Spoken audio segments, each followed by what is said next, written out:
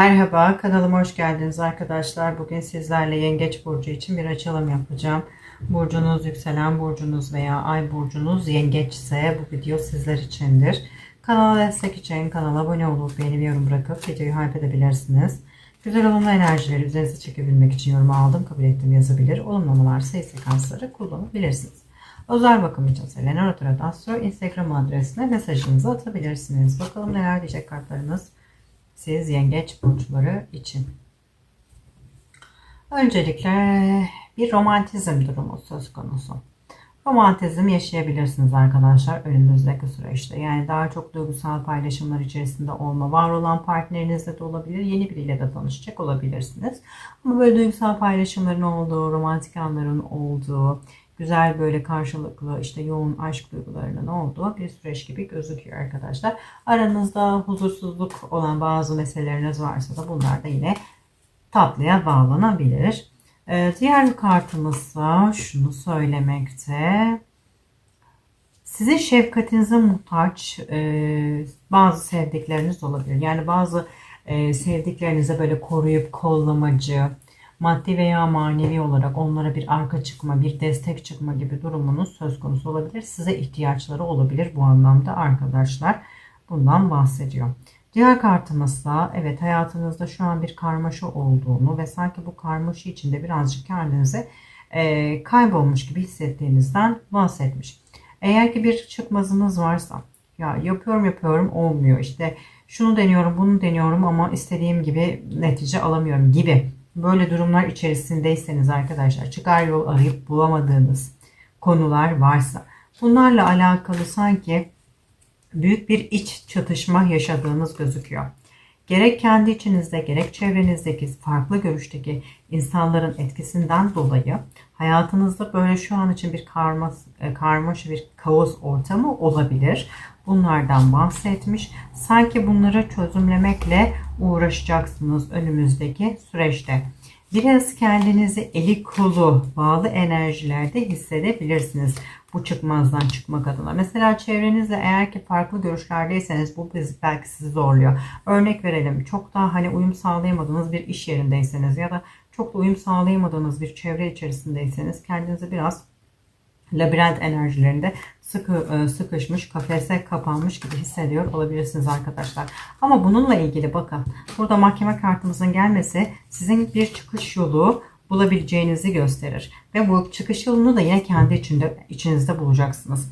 Yani kendi içinize çekilip kendi içinizde bazı sorgulamalarınızı yaptıktan sonra belki bazı şeylerden artık vazgeçerek ya da bazı konularda fikrinizi değiştirerek, yolunuzu, yönteminizi değiştirerek bir rahatlama getireceksiniz. Yani artık şu labirent enerjisinden bir çıkıp bir kurtulmanız var.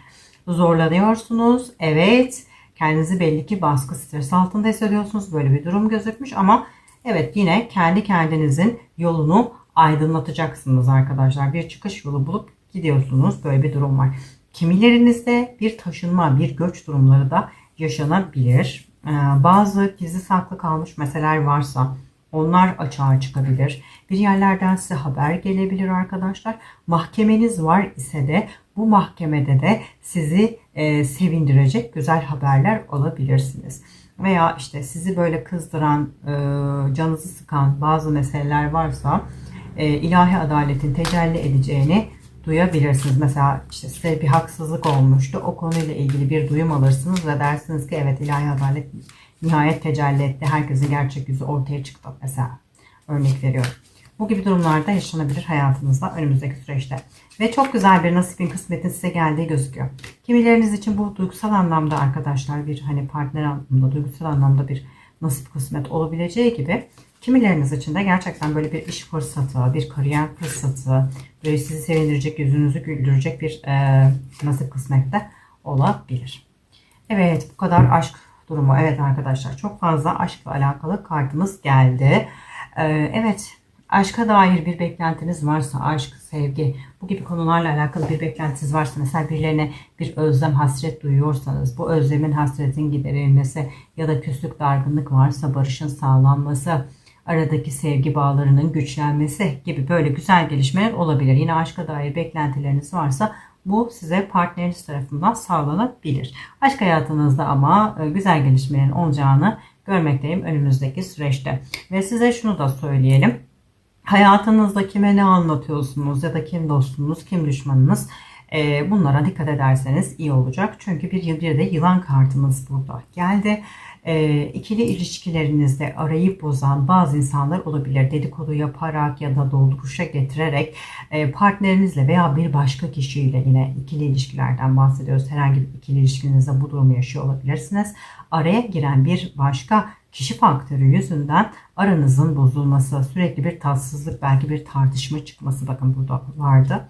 Bunları bu kişi yüzünden yaşıyor olabilirsiniz. Buna bir dikkat çekmekte fayda var arkadaşlar. Şimdi devam edelim bakalım. Diğer kartlarımızı açalım. Başka neler diyecek kartlar siz yengeç burçlarına. Riskli kararlar. Devam edelim.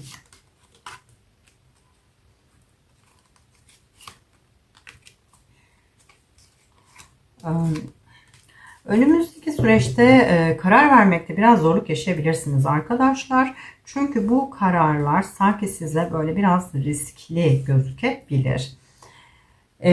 Ani kararlar vermek için de sanki birazcık tehlikeli bir zaman dilimi içerisindeyiz. Yani mümkünse neyin ne olduğunu anlamadan karar zaten vermeyin şu önümüzdeki süreçte.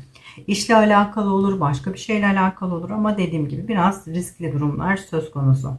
Şu anda herhangi bir karar vermeden önce tekrar düşünmenizde fayda var. Dikkatli olmanız gerekiyor. Gizli bir sorun olabilir. Görmediğiniz, fark edemediğiniz, sonradan şunu fark etmemiştim ya da bak bu böyleymiş ben sonradan anladım diyebilirsiniz. O yüzden mümkünse acele etmemekte fayda var, işin özeti. Diğer kartımızsa şunu söylüyor. Bir güç, bir liderlik, bir kontrolü sağlama, yani kontrol bende, kontrol sende meselesi.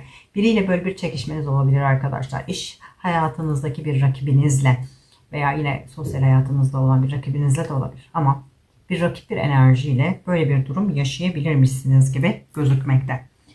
Bazılarınız için işvereninizle bazı tartışmalar ya da böyle bazı pozisyona yönelik meydan okuma tarzında size karşılık vermeye böyle zorlayan kişiler olabilir. Mümkün olduğunca barışçıl çözümler seçin diyor kartımız. Yani mesela çalışıyorsunuz diyelim ki, gerek partneriniz, gerek işte patronunuzla, gerekse de işte size rakip bir oradaki çalışanla mümkünse münakaşaya çok fazla girmemeye özen gösterin. Bundan bahsetmiş arkadaşlar. Diğer kartımızsa şunu söylemekte. Sanki maneviyatınızın güçleneceği, belki daha çok dualarda, dileklerde olabilirsiniz. Daha çok dualara yönelebilirsiniz önümüzdeki süreçte arkadaşlar. Yeni karşınıza fırsatların çıkacağı, yeni şeyler keşfedeceğiniz, ufkunuzu genişleteceğiniz, var olan bilgi birikiminize yenilerini katacağınız, kendinizi geliştireceğiniz bir geçiş dönemindesiniz. Yani bir süre sonra ben nerelerden nerelere geldim diyebilirsiniz mesela. Şu an bir geçiş döneminde olduğunuzdan kartımız bahsediyor. Şu anki durumunuz amacınıza giden bir araçtır. Yeni bir dünyaya doğru yolculuk yapıyorsunuz. İlerledikçe de bu keşiflerin tadını çıkaran, yani aslında şu an bir yolculuk aşamasındasınız. Bir hayat yolculuğu, bir kariyer yolculuğu, bir ilerleyiş var arkadaşlar hayatınızda. Ve bir müddetten sonra kendinizdeki bu gelişimin, dönüşümün farkında olacaksınız. Diğer kartımızsa ilerlemeden bahsetmiş. Evet, bazı konularda ilerleyebilmek adına bir müddet de olsa sabır enerjilerinizde kalmanız, kararlılığınızı korumanız gerekebilir ve bunun sayesinde, yani sabır gösterebilmeniz ve kararlı olabilmenizin sayesinde bir neticeye ulaşmanız, bir ödül almanız söz konusu. Uzun bir uğraş gibi görünüyor ama ancak çabalarınızın karşılığını yakında alacaksınız. Bir değişiklik yapmadan önce de bakınız, en az birkaç ay daha yolunuza devam edin demiş. Bakın şuradaki kartla uyumlu geldi. Yani mümkünse çok ani, fevri hareketler, ani kararlar almayın. Daha böyle sakin bir şekilde, sabırlı bir şekilde, detaylı bir şekilde düşündükten sonra kararlarınızı verebilirsiniz. Diğer kartımız ise çekim gücünüzün yüksek olduğu. Arkadaşlar maddiyat açısından özellikle de böyle bolluk bereket enerjisini kendinize çekeceğiniz, bu anlamda şansınızın, bahtınızın açık olduğunu kartımız söylüyor. Para anlamında eğer ki bir durgunluk varsa, hayatınızda bir yavaşlık, bu akışın hızlanması. Beklenmedik yerlerden sürpriz de olsa, ufak tefek de olsa böyle paraların elinize geçmesi, sevinmeniz gibi durumlar var. Yani böyle fırsatlar yakalayabilirsiniz. Oldukça şanslı bir süreçtesiniz bu anlamda. Evet, neyi istiyorsanız kendinize mıknatıs gibi çekebileceğiniz bir dönem arkadaşlar. Pozitif şeyler düşünün, olumlamalar yapın. Bolca güzellikleri kendinize çekin. Etrafınızı spiritüel bir enerji sarıyor. Bu enerji size hayallerinizi gerçeğe dönüştürme gücü veriyor. İyi değerlendirin diyor bakın. Yani diyor ki şans, fırsat, nasip, kısmet kapılarınız açık. Bak şurada da gelmişti nasip, kısmet demiştim. Yani bunu en güzel şekilde faydalanın, değerlendirin diyor. Eğer ki bir blokaj varsa, üstünüzde bir negatif enerji varsa da bunu da arındırırsanız sizin için faydalı olacaktır. Peki şimdi bir de sizler için bir mesaj kartı alalım. Bakalım ne diyor yengeç burçlarına. Gelen kartım değişim rüzgarı. Bakın burada da demişti zaten, bir değişim var. Duruma farklı bir açıdan bakmaya ne dersin demiş. Evet, perspektifinizi geliştirip değişik açılardan, değişik farklı durumları düşünebilirsiniz arkadaşlar. Bu gerçekten ilerlemenizde ve büyümenizde size gerçekten önemli katkılar sunacaktır. Açılım bu kadardı. Kanala abone olup beğeni ve yorum bırakabilirsiniz. Bir sonraki videoda görüşmek üzere. Hoşça kalın.